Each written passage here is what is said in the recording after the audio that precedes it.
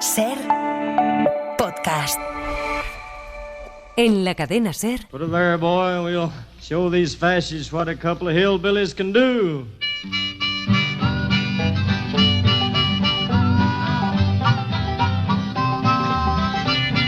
La hora extra. Con Dani de la Fuente. Well, I'm going to tell you fascists, you may be surprised. People in this world are getting organized. You're bound to lose. You fascists bound to lose. Woody Guthrie, cantautor, poeta y activista estadounidense, una de las figuras más importantes de la música folk y de la canción protesta del siglo XX, escribió este tema durante la Segunda Guerra Mundial como una denuncia directa contra el fascismo, el racismo y el autoritarismo en un contexto marcado por el nazismo y la segregación racial en Estados Unidos. All you fascists, todos vosotros fascistas.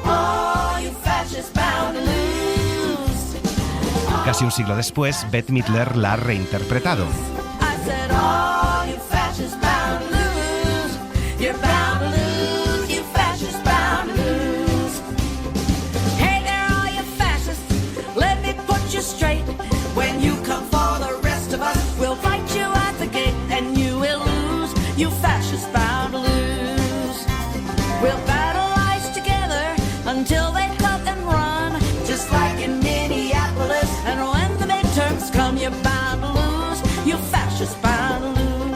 Adaptando la letra para reflejar la situación actual en Estados Unidos, marcada por actitudes y políticas autoritarias y fascistas. La idea surgió tras hablar con Jane Fonda, que le dijo a Bette Midler que hacía falta un himno de resistencia cívica, recuperar canciones de los años 40, 50 y 60 para combatir la fatiga política y para recordar que callarse no es una opción, como venimos insistiendo últimamente en la hora extra. Bienvenidas y bienvenidos, antifascistas, empezamos.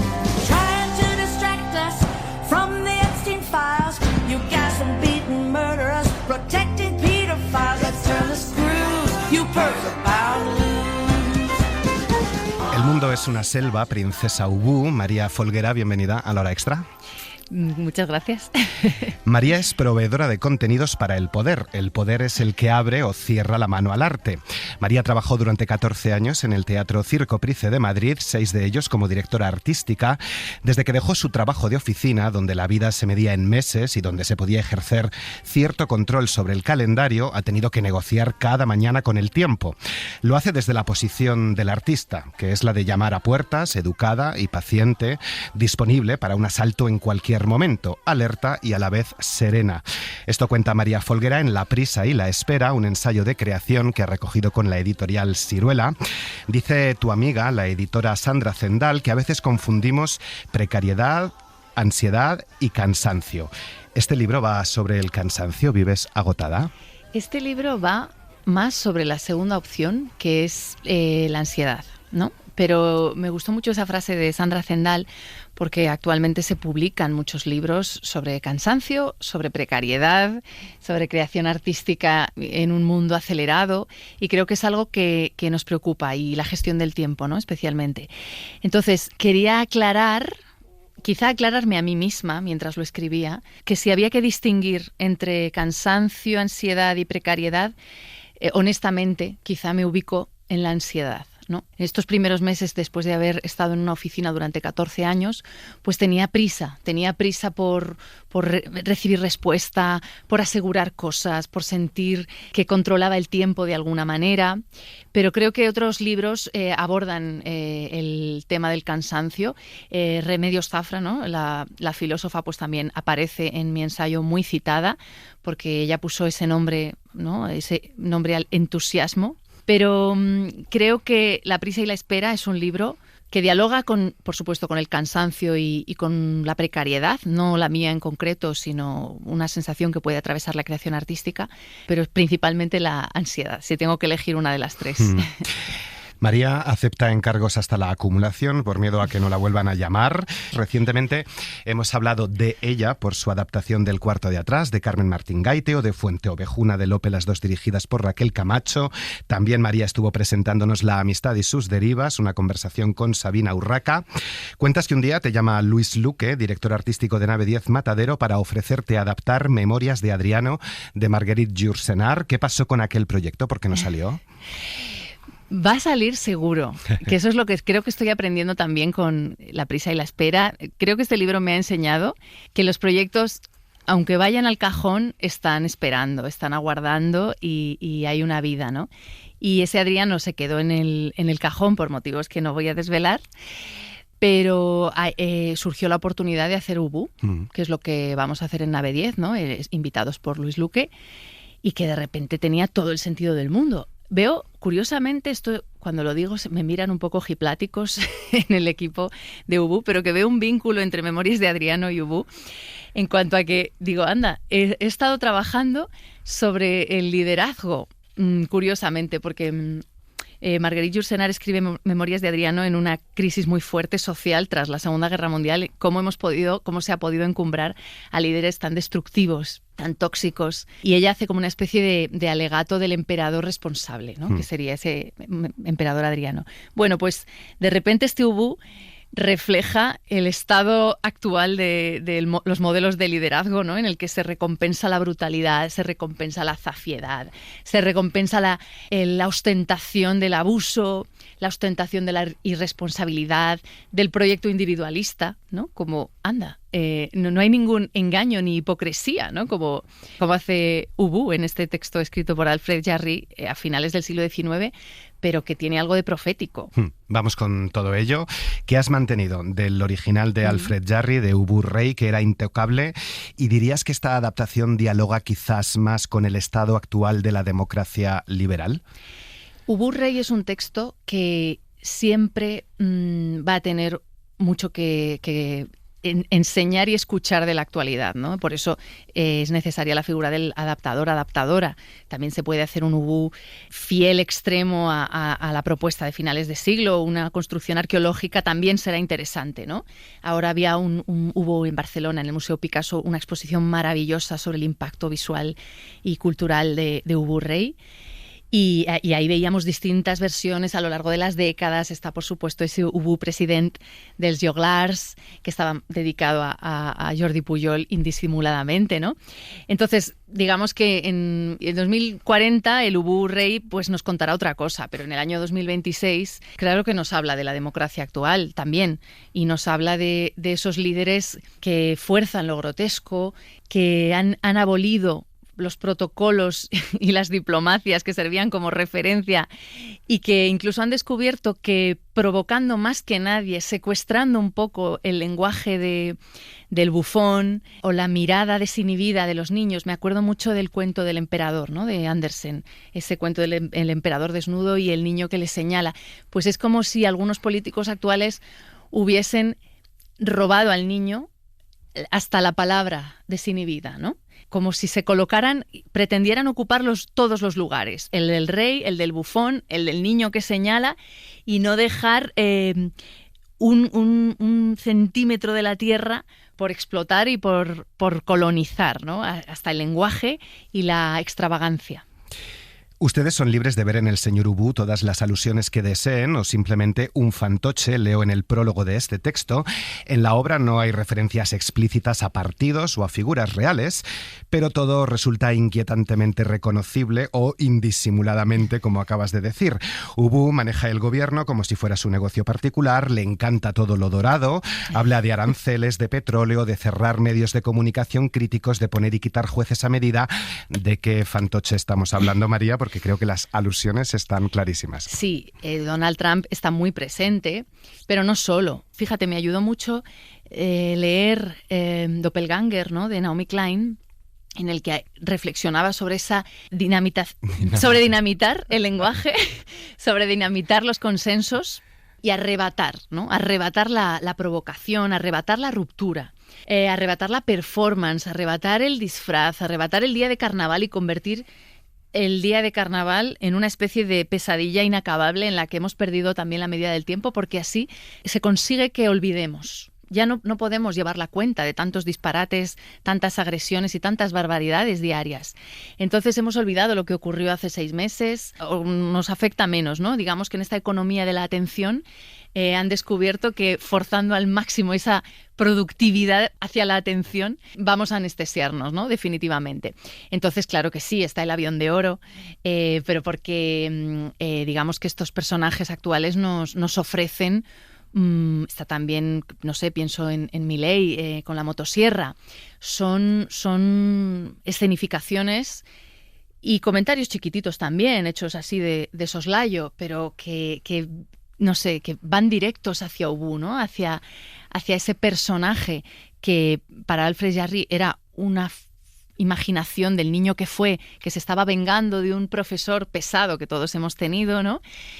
Y que no sospechaba que en el siglo XX y XXI los marcos civilizatorios, siempre entre comillas, se iban a convertir en esta fantochada, ¿no?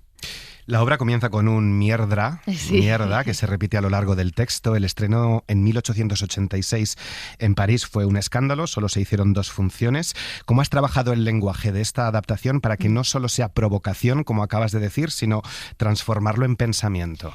Es un gran placer adaptar Ubu Rey, trabajar además con el francés original, porque, claro, él es totalmente lúdico como autor, lo deforma, pues como ese mierda, ¿no? Que de repente mete esa R ahí en medio, pero también hay algo de juego de niño, y yo me acordaba también de Valle Inclán, ese castellano pues barroco, deformado, esperpéntico, buscando la risa. Para mí ha sido todo un reto y que le agradezco mucho a Luis Luque la invitación, porque yo había trabajado en diálogo con el humor, ¿no? Hice un proyecto sobre Picasso con una compañía de payasos, pero digamos que yo ponía la parte más seria y textual y luego ellos improvisaban y construían el humor a partir de ahí.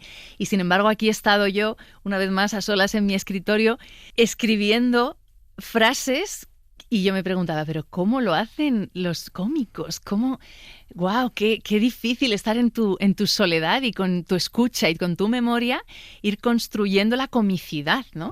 Pensaba en Joaquín Reyes, digo, ¿cómo sabe Joaquín Reyes que esto va a funcionar? Y la verdad que cuando luego nos hemos reunido en equipo y los actores han puesto voz, carne y nuevas sugerencias, porque Antonio Pagudo, que hace de Ubu, es un grandísimo actor, Marta Guerras hace de Mami Ubu, Elena Lombau, Edu Mayo, Dani, han estado gloriosos y van sugiriendo, ¿no? Y vamos añadiendo siempre cositas y tiene que ser un lenguaje muy juguetón. Desde luego, un Ubu rígido con el lenguaje es una contradicción en sí misma. Hoy Ubu no es una advertencia de lo que podría pasar, sino de lo que ya ha pasado. No sé si esto altera la reacción del público. En cualquier caso, ¿qué le dirías a los espectadores o a los oyentes de esta entrevista que piensen, como se dice en la obra, estamos hasta el coño de la política? Lo dice sí, la presidenta, que es en el texto original es el zar. Yo diría que algo que nos enseña el teatro y que aprecio infinitamente es que esto ya ha pasado, que esto volverá a pasar. Quiero decir que esto ha ocurrido más veces y por eso los textos y los escenarios dialogan a lo largo del tiempo, entre siglos. Entonces es una manera en la que tú puedes asomarte a través del escenario que forma esa especie de túnel, ¿no? Que de repente te está conectando con finales del siglo XIX o con Atenas en el siglo V. Y es una manera de entender que los seres humanos tienen la capacidad de reponerse de los peores golpes y de seguir construyendo e imaginando belleza. El escenario para mí es un lugar de consuelo, de memoria en el sentido más imaginativo de la palabra, ¿no? Que un Edipo Rey te puede consolar de una situación que parece que nunca ha ocurrido, parece que es, no sé, una visión lineal en la que mañana nos vamos a caer por el abismo. Pero ya hemos vivido como humanidad, digamos, épocas horribles, hemos sido cómplices y hemos cometido las peores atrocidades y, sin embargo, hemos sido siempre capaces de buscar lo bueno, de sobrevivir, de hacer algo hermoso.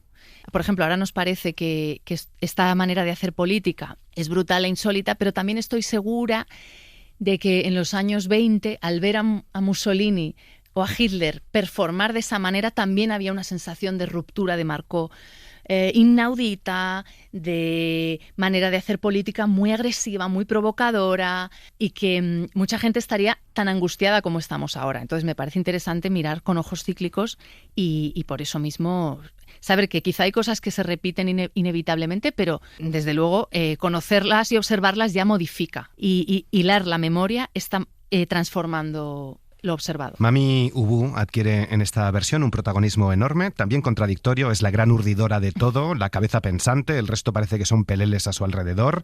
Mami Ubu es como influencer, estratega, oportunista, víctima, verdugo. ¿Por qué la has convertido en casi el eje del relato? Claro, en Ubu Rey, la madre Ubu aparece con un rol muy fuerte al principio, porque es una parodia de Macbeth, y Lady Macbeth, como buen personaje shakespeariano femenino, tiene peso e importancia, pero en realidad tiene pocas escenas. La Mami Ubu le pasa un poco lo mismo, ¿no? La de Alfred Jarry la pone muy fuerte, pero se va diluyendo un poco a lo largo del texto y de las secuelas del texto. Entonces, hoy en día, pues una reescritura es interesante que recoja esa propuesta inicial sin diluirla, ¿no? Y que la madre Ubu siga teniendo peso como equipo. Entonces, ella es inteligente y estratégica frente a padre Ubu o papi Ubu, que es muy bruto, pero también Mami Ubu le pierde lo material, le pierde el lujo, le pierde el poder, es una cómplice de lo que haga falta para asegurar su proyecto individual, que es forrarse, ¿no?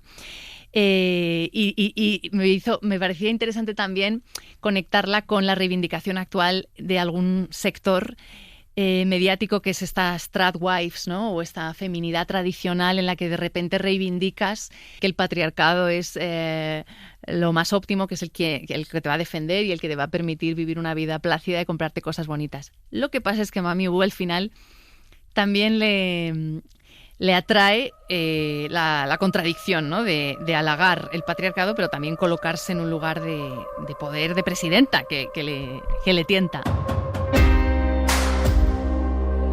Precisamente sobre el patriarcado versa nuestra siguiente propuesta. La autora de la dramaturga británica Ella Hickson, dirigida por Anna Serrano en el Teatre al Lliure. La obra habla de los mecanismos de poder del patriarcado en el ámbito del teatro y de la creación. Una joven escritora quiere hacer la revolución, encontrar una manera nueva de contar una historia, romper los esquemas de un imaginario dominado por los hombres en la construcción de las ficciones, empezar de cero. La pregunta es: ¿cómo y a qué precio? Radio Barcelona, Gemma Alegrí. No, ja ho sé que no és real, és una obra de teatre. L'has d'acabar. No puc vendre entrades per veure Mary Poppins en plena bacanal. ¿Cómo romper los esquemas de un imaginario dominado por los hombres y a qué precio? Son las dos preguntas que plantea resolver la autora, la nueva propuesta teatral del Teatre Lliure de Gràcia en Barcelona.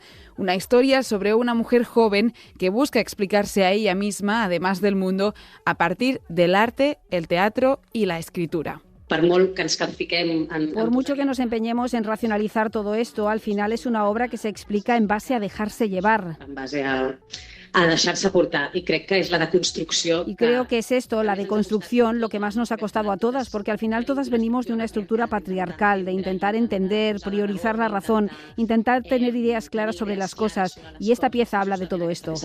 Es Nausicaa Bonin, protagonista de la obra, quien destacó durante la rueda de prensa de presentación que el mayor reto para el elenco ha sido deconstruirse, dejarse llevar, aceptar el error, convivir con la incertidumbre sin necesidad de tener siempre las ideas claras. Poder ser equivocada, no tenir idees clares. Poder equivocarse, no tener ideas claras, fluir, fluctuar, es una de las cosas que me parece más interesante y más valiente por parte de todo el equipo, empezando por el Teatre Lliure, por atreverse a poner en escena esto. En este sentido, la directora Anna Serrano explicó que el personaje de Nausicaa se mueve en la complejidad de intentar escribir con libertad, sin normas impuestas, dentro de un mundo capitalista y patriarcal. Constantemente está con estas preguntas y estas dudas de cómo salir de esta mirada, cómo evitar esta mirada masculina, sexualizadora sobre el cuerpo de la mujer, cómo huir de estas estructuras, cómo huir de la estructura patriarcal del teatro. ¿Qué significa la estructura patriarcal del teatro? Una protagonista que durante las casi 2 horas de función lucha constantemente por esquivar la mirada masculina y sexualizadora sobre el cuerpo de la mujer, un intento de huida del patriarcado, también desde el propio teatro. N'estem fins al cony d'haver d'escoltar el que ens han de dir aquests tios amb la pell arrugada als casaments. T'ha tocat fer el món i a mi m'ha tocat haver-hi de viure. No em vas rebutjar. Sin hacer spoilers, se puede decir que la obra podría seguir y seguir durante más minutos, incluso más horas, porque su final, como apunta la propia directora, no es ni claro ni complaciente. La autora es una obra hecha de dudas, preguntas y cuestionamientos, una obra que podrá verse hasta el 7 de junio. De relaciones tóxicas va también la nueva novela de Eva Baltasar. Peces, con Random House, nos cuenta la historia de una chica que se enamora de otra a primera vista y surge entre ellas una relación llena de altibajos. Pepa Blanes. Los personajes de Eva Baltasar son mujeres intensas, a veces algo misántropas, sexualmente activas, mujeres que desean, algo que suele incomodar a la sociedad. Lo llamamos amor por llamarle de algún modo, ¿no?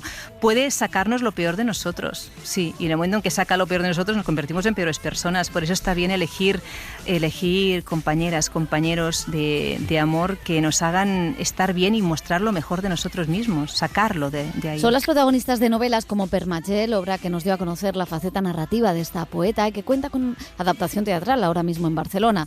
También de Boulder, finalista del Booker, de Mamut o de Ocaso y Fascinación.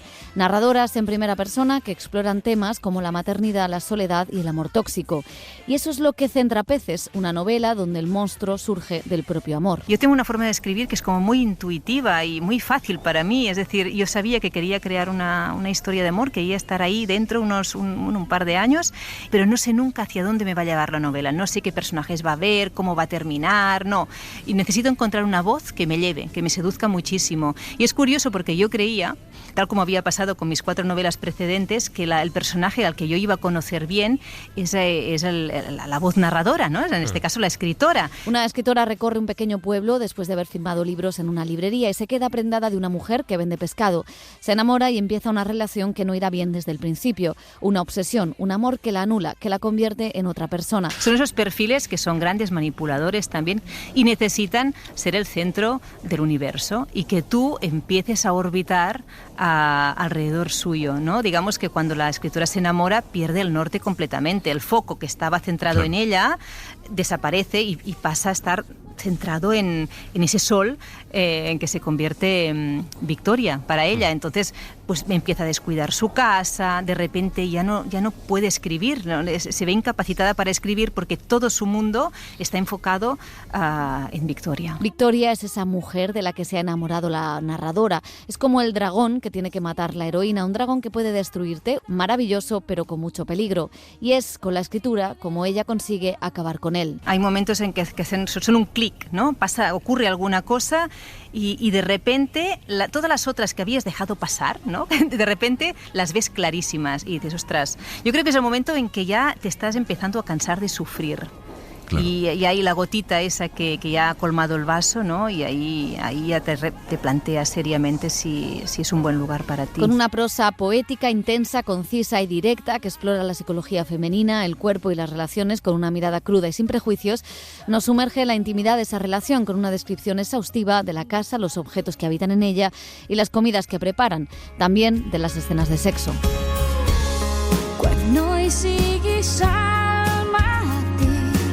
Y una última parada escénica en el María Guerrero. Lucía Miranda acaba de estrenar con el Centro Dramático Nacional Las Últimas, un espectáculo documental para hablar de la historia común que tenemos con Filipinas.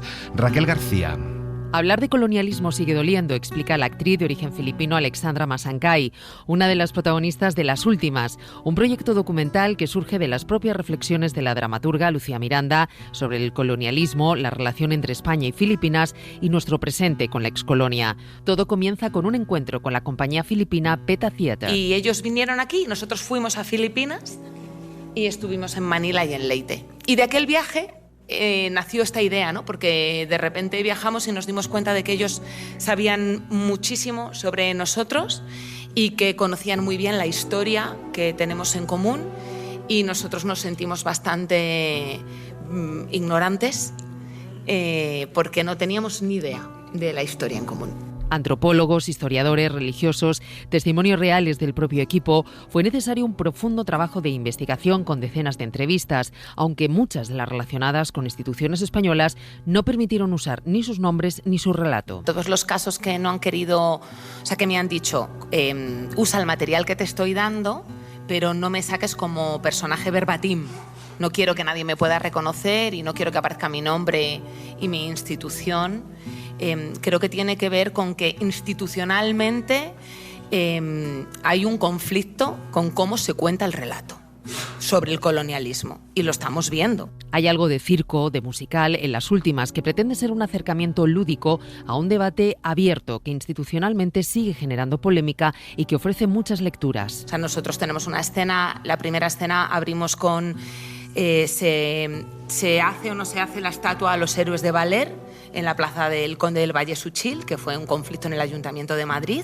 Almeida sí la hizo, Carmena durante su legislatura se votó que no, pero eso está ahora mismo encima de la mesa. Son varios los momentos históricos que aborda la obra y que hablan de la religión, de la conquista, de las dictaduras. Not just about diversity, but it's also about inclusion and our strength as y que, como decía la actriz filipina Julia Enríquez, no solo hablan de diversidad, también de inclusión y de nuestras propias fortalezas como colectivo.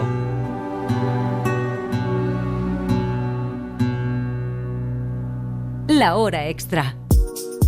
Francisco de Zurbarán, uno de los grandes pintores del siglo XVII, viaja este año por Londres, París y Chicago en una exposición itinerante para la que museos, instituciones y colecciones privadas de España han prestado algunas de sus principales obras. Y es que siglos de desamortizaciones, ventas, expolios y movimientos del mercado han provocado una gran dispersión del catálogo del gran maestro del barroco español. Así que esta es una oportunidad única de contemplar su obra reunida, una obra marcada por encargos religiosos para conventos e iglesias. La exposición Zurbarán, organizada por la National Gallery, el Louvre y el Art Institute de Chicago, la ha visitado ya nuestro corresponsal en Londres, Lucas Font. Han pasado más de 30 años desde la última vez que la National Gallery dedicó una exposición a Francisco de Zurbarán, un pintor que estuvo relegado a un segundo plano en el Reino Unido durante décadas frente a otros artistas de su generación como Velázquez o Murillo, hasta el punto de que algunos de sus cuadros fueron objeto de duras críticas cuando fueron adquiridos por la Galería Londinense en el siglo XIX. Daniel Sobrino es uno de los comisarios de la exposición. Había como algunos críticos que nos estaban criticando por haber comprado un cuadro pequeñito, negro, y bueno, un poco que da asco.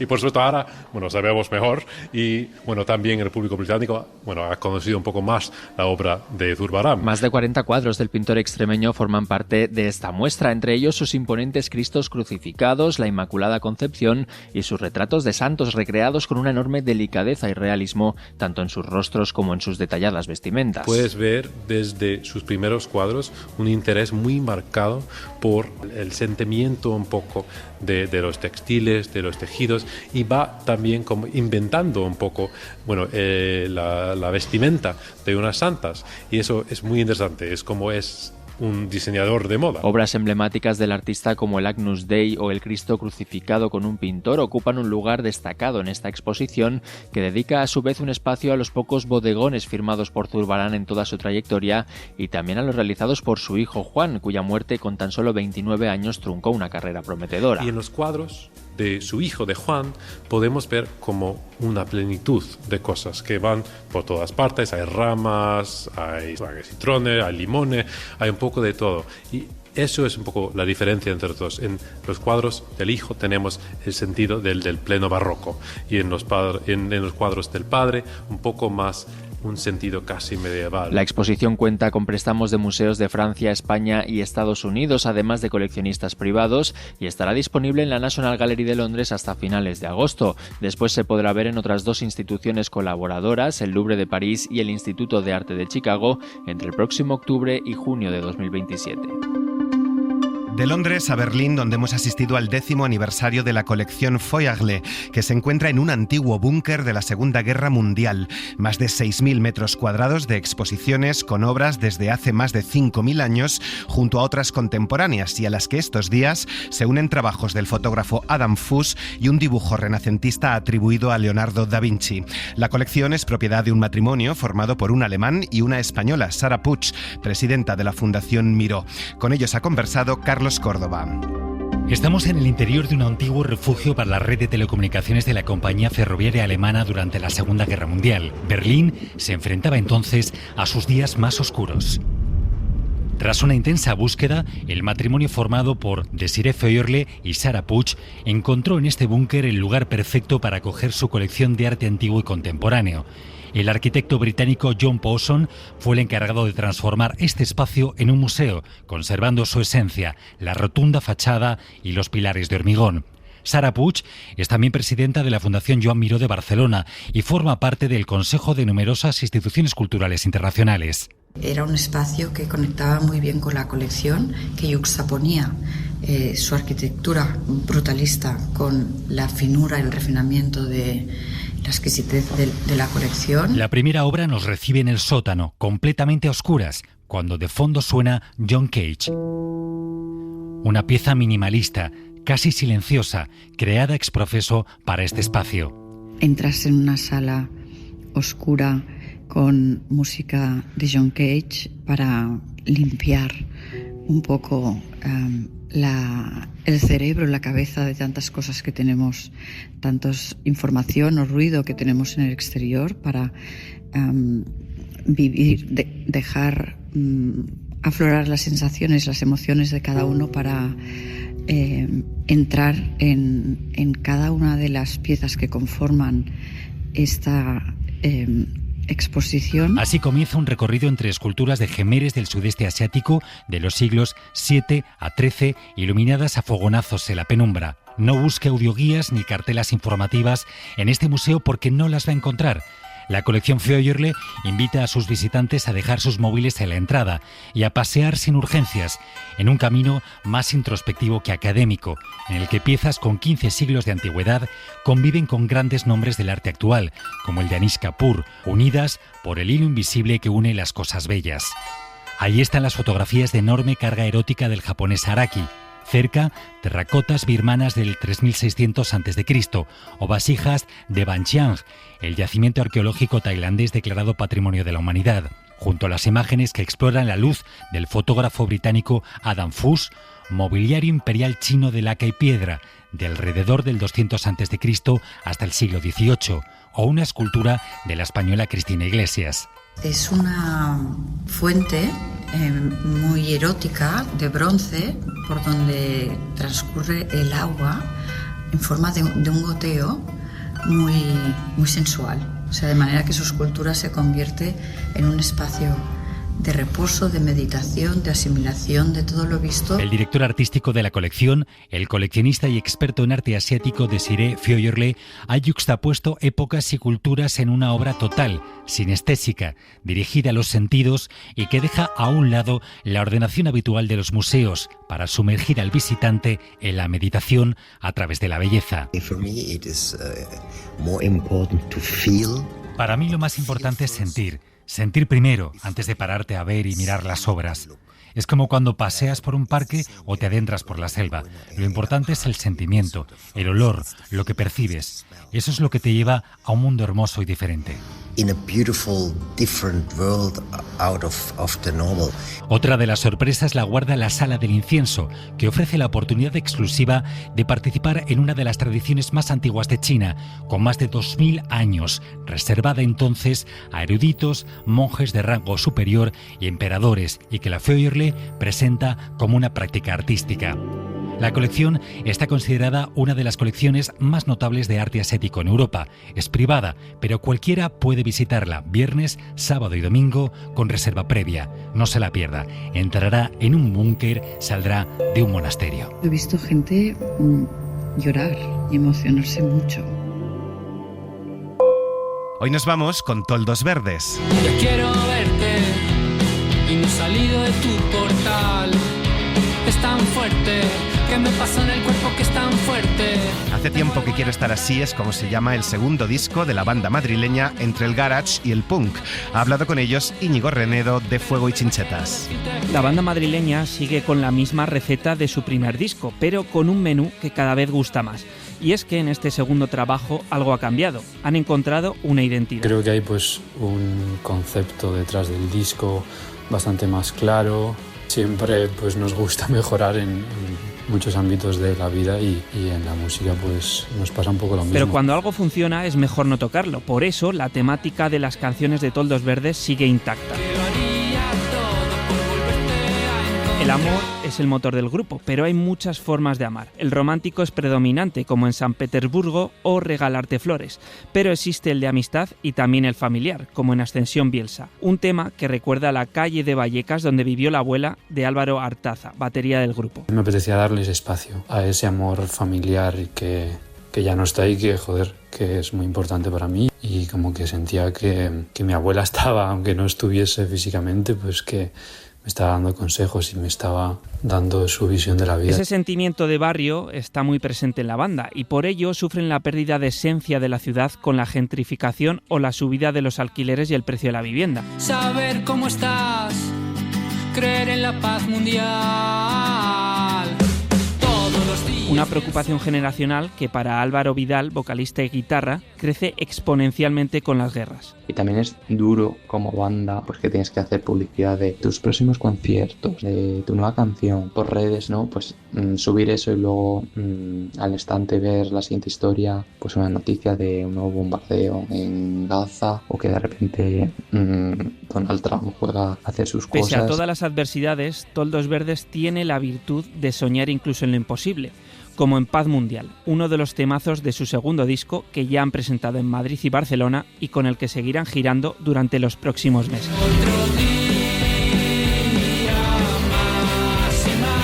María Jesús Rodríguez ha estado en la técnica. Muchas gracias por acompañarnos. Buena semana. Para no perderte ningún episodio, síguenos en la aplicación o la web de la SER, Podium Podcast o tu plataforma de audio favorita.